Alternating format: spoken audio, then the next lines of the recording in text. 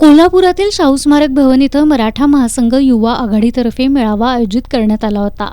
या मेळाव्यात प्रमुख मार्गदर्शक म्हणून अखिल भारतीय मराठा महासंघाचे राष्ट्रीय उपाध्यक्ष वसंतराव मुळीक, जिल्हाध्यक्ष शशिकांत पाटील, डॉक्टर श्रीराम साळुंखे, विवेक तडोलकर, महेश जाधव उपस्थित होते। यावेळी बोलताना मुळीक यांनी सध्या शैक्षणिक प्रवेशाची धामधूम सुरू आहे, मात्र आता विद्यार्थ्यांना वेळेवरती दाखले मिळत नाहीयेत। त्यातच 8 महिन्यांपासून महामंडळांच्या लाभार्थ्यांचा व्याज परतावा रखडल्यानं कर्जदार तरुण हवालदिल झाल्याचं सांगितलं। सारथी संस्थेचे उपक्रम सध्या ठप्प आहेत। मराठा समाजाच्या प्रगतीसाठी चांगल्या चाललेल्या संस्था बंद पाडण्याचा डाव मराठा तरुण कधीही सहन करणार नाहीत। येत्या 15 दिवसात सारथी आणि कैलासवासी अण्णासाहेब पाटील आर्थिक विकास महामंडळास 1000 कोटी निधी द्या, अन्यथा हलगीबजाव आंदोलन करून सरकारला जाग केलं जाईल, असा इशारा मुळीक यांनी दिलाय।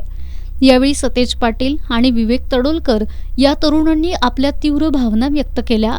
जिल्हाध्यक्ष पाटील यांनी आगामी काळात मराठा महासंघाची मोठी जबाबदारी युवकांवरती सोपवली जाणार असल्याचं सांगितलं। यावेळी डॉक्टर श्रीराम साळुंखे यांनीही मनोगत व्यक्त केलं। यावेळी युवक अध्यक्ष महेश जाधव, विनायक पाटील, राज पाटील, तुषार पाटील, विनायक जाधव, संदीप पोवार, किरण भोसले, आयुष पाडळकर, विराज पाटील, प्रसाद पाटील, संजय राऊत, केदार साळुंखे, निलेश जाधव, प्रतीक इंगवले, सूर्यभान इंगळे, प्रतीक साळुंखे यांच्यासह पदाधिकारी उपस्थित होते।